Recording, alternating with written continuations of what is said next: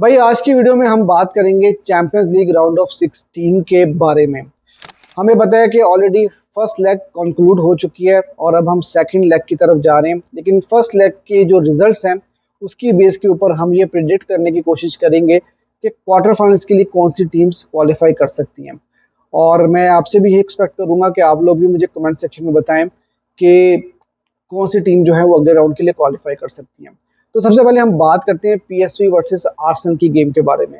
यार ये फिक्चर ना मेरे ख्याल में ऑलरेडी कंक्लूड हो चुका है और इस पिक्चर में अब बात करने को कुछ बचा नहीं है, क्योंकि आर्सेनल ने हाथ पांव बांध कर पीएसवी को 7-1 के साथ हराया और इस पिक्चर में अब कुछ बाकी नहीं बचा। और आर्सेनल मेरे ख्याल से राउंड ऑफ 16 के अंदर एक वाहिद टीम ऐसी होगी जिनको इस बात का पता है कि वो क्वार्टर फाइनल के लिए ऑलरेडी क्वालिफाई कर चुकी है और अब वो वेट करेंगे कि मैड्रिड डर्बी में से कौन सी मैड्रिड टीम जो है वो क्वालिफाई करके उनके अगेंस्ट खेलेगी। अब बात कर लेते हैं मैड्रिड डर्बी के बारे में। यार मैड्रिड डर्बी जो है ना उसके ऊपर फुटबॉल फैंस की नजरें लगी हुई थी कि यार एक बहुत ही हाई प्रोफाइल पिक्चर है, बड़ी थ्रिलिंग गेम हमें देखने को मिलेगी, लेकिन उतना ही डिसअपॉइंटेड गेम देखने को मिला और मैच के दौरान तो मुझे नींद आनी शुरू हो चुकी थी, क्योंकि यार बहुत ही बोरिंग गेम हुई। लेकिन फिर वही बात है कि रियल मैड्रिड को यार ये पता है कि चैंपियंस लीग के अंदर मैच जीतना कैसे है। इंडिविजुअल ब्रिलियंस के ऊपर उन्होंने 2 गोल स्कोर किया, बड़े खूबसूरत गोल हमें इस पिक्चर के अंदर देखने को मिले। जूलियन अल्वारेस का एक बैंगर भी हमें देखने को मिला, लेकिन वो इनफ नहीं था मैड्रिड को हराने के लिए। एथलेटिको अवे फ्रॉम होम खेली थी और बर्नाबो के अंदर मैच खेली थी और उनके पास बहुत अच्छा मौका था, जहां पर रियल मैड्रिड इस वक्त बहुत सारे इंजरी क्राइसिस में भी थी और उसके साथ साथ बलिंगम इस गेम में अवेलेबल नहीं थी। तो एक अच्छी अपॉर्चुनिटी थी कि एथलेटिको यहाँ से कोई रिजल्ट अपनी फेवर में निकाल लेती, लेकिन नहीं निकाल पाई। लेकिन जब मैच खत्म होता है तो उसके बाद उनके प्लेयर्स जब इंटरव्यू देते हैं ना तो वो काफी कॉन्फिडेंट नजर आ रहे थे और वो ये बात बोल रहे थे कि अभी एक लेग बाकी है और मैड्रिड को हमने होस्ट करना है। तो वो कॉन्फिडेंट तो नजर आ रहे हैं, लेकिन ऑनेस्टली स्पीकिंग मुझे यही लगता है कि रियल मैड्रिड ये मैच निकाल लेगी और रियल मैड्रिड अगले राउंड के लिए क्वालिफाई करेगी और आर्सेनल के अगेंस्ट वो रियल मैड्रिड ही खेलेगी।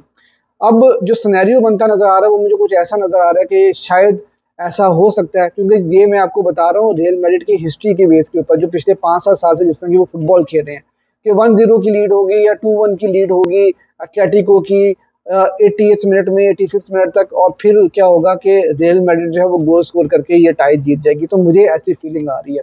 तो आप लोग भी मुझे बताइए कि आपको क्या लगता है कि इस पिक्चर का रिजल्ट क्या होने वाला है। उसके बाद हम बात करते हैं फेनोर्ड वर्सेस इंटर मिलान की। यार ये फिक्चर भी मुझे लगता है कि इंटर मिलान ने जो है ये फिक्चर ऑलरेडी जीत लिया हुआ है और 2-0 के साथ उन्होंने अवे फ्रॉम होम जो है वो फिक्चर जीता है और अब सैन सैरो में वो होस्ट करेंगे। देखो फुटबॉल में होने को तो कुछ भी हो सकता है, लेकिन इंटर मिलान मेरे ख्याल से इटली के अंदर और यूरोप के अंदर बहुत ही बैलेंस्ड फुटबॉल टीम है इस टाइम के ऊपर।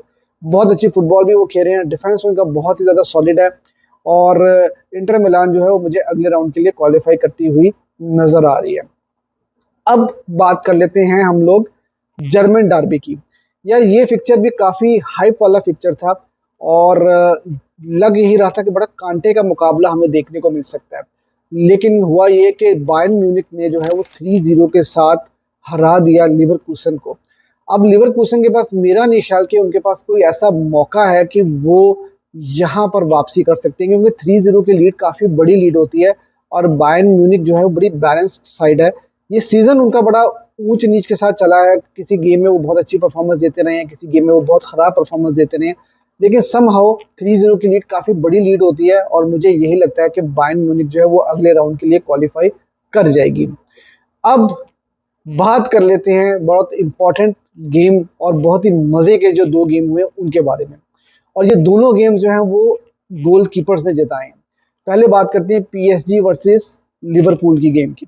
यार पीएसजी ने मेरे ख्याल से सब कुछ कर लिया, जो कुछ भी उनके पास था बैक के अंदर उन्होंने सब कुछ निकाल के सब कुछ यूटिलाइज कर लिया और उन्होंने हर कोशिश कर ली गोल स्कोर करने की, लेकिन एलिसन ने जो कीपिंग कर दी है मेरे ख्याल से मैंने चैंपियंस लीग की हिस्ट्री में ये इस तरह की कीपिंग ना बहुत कम देखी है।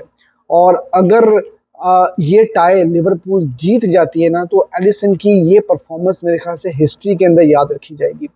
पीएसजी ने यार सब कुछ कर लिया, डेम्बले को अगर आप देखो, कविचिया को अगर आप देखो, मतलब हर प्लेयर ने शॉट ले ली, सब कुछ करके देख लिया, लेकिन एलिसन ने सिंगल हैंडेडली लिवरपूल को ये टाई जो है जिताई है। और दूसरी तरफ अगर आप देखें तो लिवरपूल को एक दो चांसेस ही मिले हैं इस पूरे मैच के अंदर। लिवरपूल ने बहुत खराब परफॉर्मेंसेस दी हैं और मोहम्मद साला पे वो बहुत ज़्यादा डिपेंडेंट है, और मोहम्मद साला का बहुत ही खराब गेम रहा था ये, लेकिन उनको एक ही मौका मिलता है।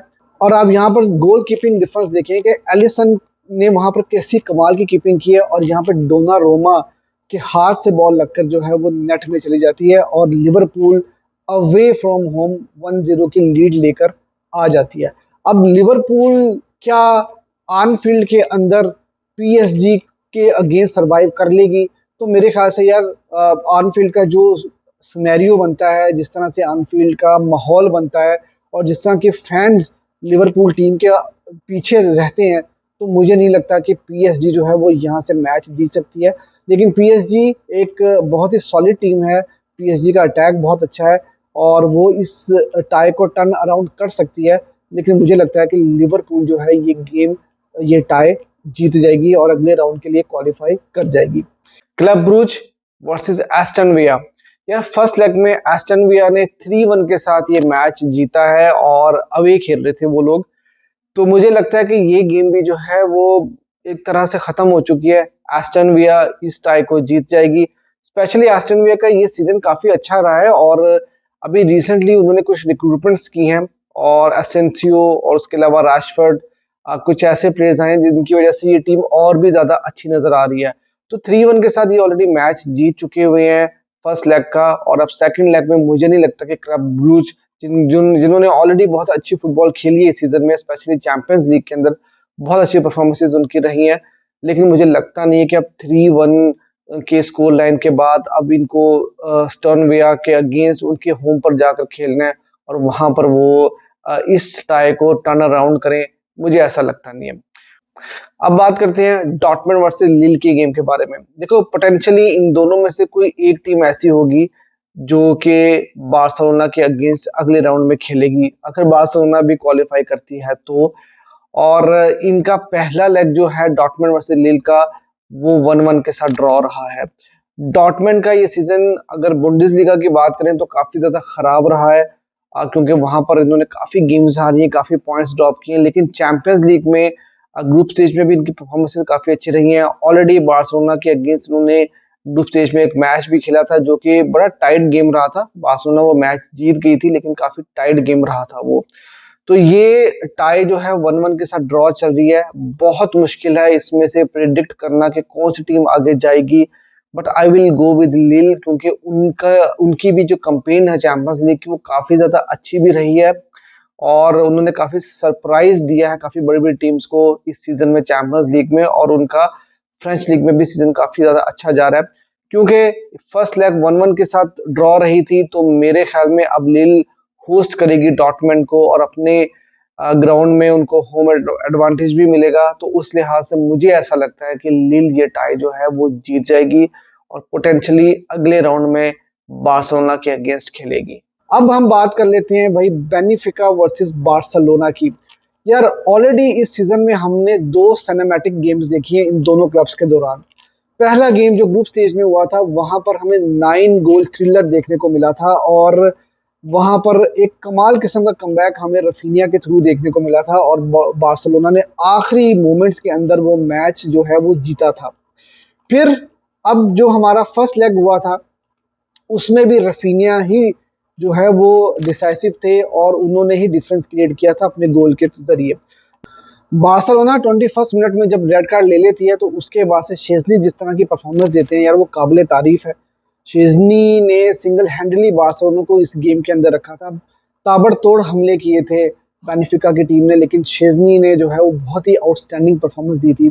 एक ऐसा स्टेडियम जो कि बहुत ही खतरनाक स्टेडियम है, बड़ा हॉस्टाइल किस्म का वहाँ पे एनवायरनमेंट रहता है, वहाँ पर 1-0 की लीड लेना आफ्टर 21 मिनट के बाद, जब आपको रेड कार्ड हो जाए, 70 मिनट आप एक प्लेयर कम के साथ खेलते रहे, और फिर भी आपने फर्स्ट लेग 1-0 के साथ जीत ली, तो ये एक बहुत बहुत अच्छा रिजल्ट है बार्सिलोना के लिए।